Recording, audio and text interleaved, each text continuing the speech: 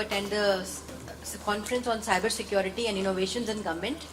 I welcome all the people who are gathered here in this hall in the Heart-on company of the Government of Haryana, where it is also a hub of various startups, and also it is having a collaboration convergence with various industries. The participants from industries, companies, and also various kind of service providers, solution designers, I welcome all of you, and we are here to discuss about the cybersecurity and the various innovations which are being taken in the government and also in the common era in general. Now, as you must be knowing that we are moving towards the knowledge-based economy and also the digital economy. And so much of the work has already been done in the government to move towards the digital government and also to deliver the services, goods and services to the common citizens through digital channels. Now, there is a common platform already created in the government at central level and also in the state level and local level government, and the delivery mechanism in our municipalities, in our panchayats, in all the departments which are having the interface and interaction with citizens is being done with the help of the digital platforms. So much of interaction is taking place, interface with the citizen is taking place, and the new instruments are coming forth, and technology is rapidly moving towards with a lot of leapfrogging with strides ahead. Now, in this scenario, now this conference is about cybersecurity and various kind of innovation. We cannot just think about not discussing cybersecurity and keep on going on discussing the other kind of innovations of good governance, because cybersecurity is one of the aspects which is very much correlated and interrelated with all the kind of solutions and the common platform which a government has. But in the government forum, in the government place where I belong to, it has been seen over the period of time that we were not laying so much of stress towards the cybersecurity, towards putting systems in place which will provide us the various securities and which will provide us a secure environment when it comes to cyber traffic. But now that digitalization and all the kind of technology is rapidly changing, rapidly increasing, and it's leapfrogging ahead, we have to think about cybersecurity and we have to discuss it. So how? Because so many instances they have taken place before ransomware, malware, and the data of the private information from the various banks about the common depositors is being displayed in the dark web. And the malware, the various kind of trojans which are been sent into the systems, the viruses, the worms, all these kind of things, have made us insecure.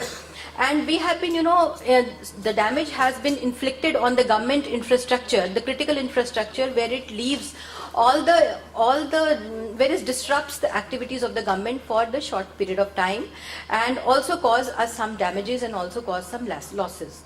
So now, I went to one of the foreign country, to have an exposure about the digital economy and digital services being delivered to government. Estonia. Estonia is the country where 100% of government is functioning with the help of e-governance through digital platforms.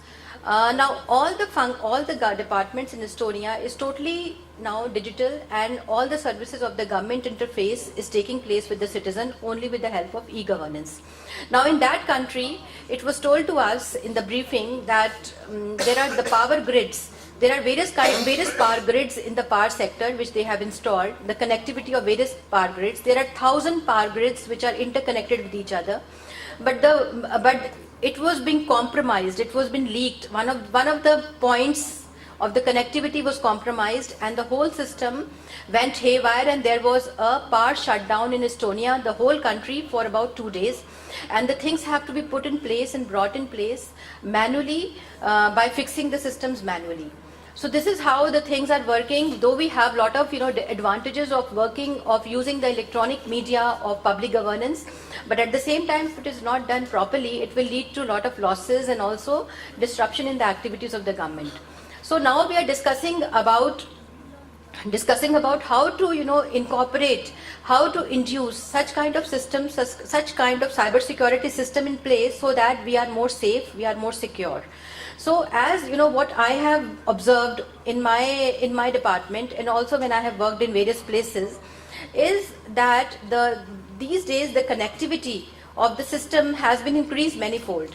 Now there are, and the work surface has also increased tremendously. Now if a particular point of the connectivity is compromised, it will lead, it will have its triggering effect, it will have its rippled effect towards the other system and just disrupting the activities in the other system also. The critical infrastructure, like for example the bank and insurance sector, and also the telecommunication sector and the health sector and education sector are the vulnerable areas and the sector points where the disruption will take place under the manifold strength, and the cybersecurity has a key role to play. Now, when I am talking about the infrastructure security, now we have to see that our state data centers, which hold lot of data in them, how to make that data safe, and also the data which is running in the system, the data which is running, and how to encrypt that system. So cryptography plays a very key role. And how does the cryptography works? It works in two ways. First of all, to encrypt the data which is lying in our state data centers or in our servers, and also secondly, when the real-time data or the transaction is taking place, then when the real-time data and also the settlement of the transaction is taking place, and the data is moving toward the channel, toward the citizen, or the data from citizen is coming forth to the government departments, how this data is protected, how the integrity, authenticity, and the non-repudiation and the non-modification of this data is ensured. The validity and authenticity of this data is also ensured. Now there are so many solutions which are being provided by the industry people and also by various corporate houses, but some or the other time these kind of solutions, they get compromised. But there is lot of scope in providing the solution, as the algorithms have a manifold utility. There can be endless and infinite manifold permutation and combination which can be made out of various algorithms which can be put by encrypting this data. Now this encrypting of this data, first of all the RAS rules which were being formulated and framed, under which the data was being encrypted. And so the major challenge lies also not in evolving the technological solutions, but also towards the people who are using this solution. Now once I inspected my state data center, now what I found was that people who are deputed there and deployed there, what they have done, the keys which was given to them and some security information which was given to them, they have written that security information and they have displayed it, and they have pasted it on the computer, on the system only, so that they can remember the details. Now, so this is the kind of non-awareness that exists, among the human resources which are working in our enterprises. So therefore, we have to generate a lot of awareness among the people that how the data has to be, how the security has to be ensured. Now, what is the point of giving the key management for encryption, for saving the encryption of the data, when they are, writing all the data on and pasting it on the computer wall of their systems? So this is also a lot of awareness generation has to be done. Then at the same time we have to develop the capabilities, because technology is evolving day by day, and each version we are having the additional version of the technology every day. So the different version of solutions have to be done. Now the human resources which are deployed with us, maybe they have been skilled at one point of time, and the upgradation of the skill is not taking place. So therefore capacity building and the upgradation of skill and reskilling is a continuous and ongoing process which has to be taken into account. And also in the government we have seen that there are so many critical infrastructure which has to be taken into account. The critical infrastructure which, if not incorporated and in which the cyber security mechanisms have not put in place, can lead to various kind of fluctuations and hindrance in the working of the government. So therefore, about the new technology, now government has already been rolled out 4G long back, 1 or 2 years back. Now the government is making some preparations to rolling out the 5G technology, in which we'll be having the various, in which we have to really optimize various kind of solutions for the cyber security. So now you must be knowing fully well that 5G, if the 4G was about banking and about the retail shopping, now the 5G will be about the smart city projects and about the smart instruments which are and appliances which are being used in our day-to-day activities, whether it is our home or whether it is our office. So the 5G will enter into our homes and into our personal spaces, and also into our personal spaces of the offices. Now every equipment and every instrument will be having the actuators and the sensors, which will be recording some data or the other, which will be having the alliances and which will be having the alignment with the other instruments. Each instrument will be getting connected to the other instrument, and they will be talking to each other.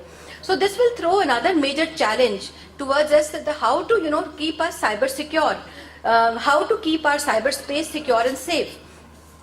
Because the developers of the solution and also the hackers, there is a fight between both the hackers and the developers of the various design solutions, and both of them are fighting end to end with their wits. It's a wits fight.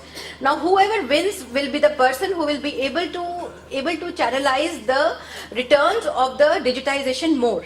Now as we can see that we will not be able to in this fourth generation of industrial revolution, which is mainly digital based and data based, which is data driven, now the power remains with those persons and with those people or those countries which is having more data with itself.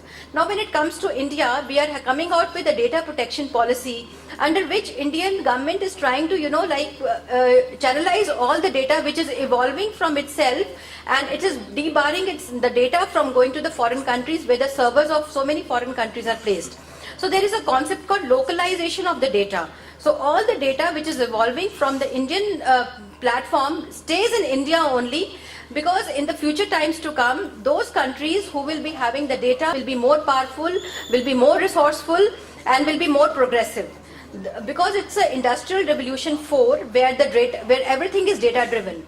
Now gone are the 3 revolutions, or the 3 industrial revolutions which were more manufacturing based, mass based production was taking place. It is a revolution of industry in which it is data driven, and data will decide as to what kind of progression and what kind of forward looking mechanisms are taking place. So therefore in this India is having an edge towards it, because we are having a very young population and human resources, but at the same time we have to localize our data. So we look forward towards the industry, that they will suggest us some kind of mechanism so that which is in alignment with our data protection laws and bills and policies. And also we are also coming out with cyber security policy. Already it is there, now it is about to be again updated. The views of the various stakeholders are being taken on that, and the industry is expected to tell us more and more solutions in which the data which is making data empowered. And India is no more a data exporting country, because at present what is happening, all our data is going outside to the outside foreign servers, which is not a very kind of a conducive situation for a country. And if the data is with us, we can come out with various kind of policies and frameworks. We can suggest some kind of apps and various kind of other solutions and technical designs, architecture can be suggested. And cyber security is also a very great problem which we have to address. And there are so many other the people who are the breaches and compromises which are taking place, those people are always one step ahead of us in terms of technology and in terms of developing the design. So because when we are developing a solution of an architecture of a design of a system, we are only just paying attention towards managing the various kind of points. And at that point of time, our motive is to provide a security and safe environment for that solution. But when a person who is compromising, or person who is a hacker who is looking after that particular solution, he will only look at the weak points. So therefore we have to really brainstorm a particular design or an architecture before we apply it to all our systems and to a particular places. The mechanisms have to be evolved which is safe from all the side, and which also should take into account the point of view of a particular hackers, and like from his point of view we should try to understand that what are the weak points and how he will approach the system with his evil mind, and how it can be compromised at the other end, or the leakages can be there. Now the technology is increasing rapidly. These IoTs, this artificial intelligence, and the 5G networks which will be coming in the country soon. So the lot of challenges and lot of opportunities and potential is thrown into the system, and which we have to meet. And in terms of employment generation also, there will be a lot of scope around us. And the industry also has to collaborate with the government, and industry has to suggest about the ways and means of developing the technology as to how it can be, it can support us, it can support the government, so that we are able to tide over this challenge of cybersecurity in the digitization era. And so therefore you have given me the opportunity to speak here, speak with the industry, and since morning I have also interacted with few of the people belonging from the industry regarding this suggestion of various designs and architecture solutions towards the various kind of programs and mechanisms. So therefore we look forward more, and we try to utilize this opportunity as to how we can develop more and more solutions, and how we can develop more and more kind of mechanisms, so that our data becomes more the integrity, authenticity, and the validation of data is secure. And we are also able to abide by the data protection laws, because data privacy is very important. The ownership of data, the person who is giving us the data, his integrity, his confidentiality and his integrity should be maintained. And we have to keep all these things in mind, because the development has to accompany the ethics, and we have to see into things that yes, these all ethics are being maintained. And we have to channelize this digitization towards the development of the society, at the same time incorporating all the loose points and the leakages and the gaps which are existing. Thanks a lot.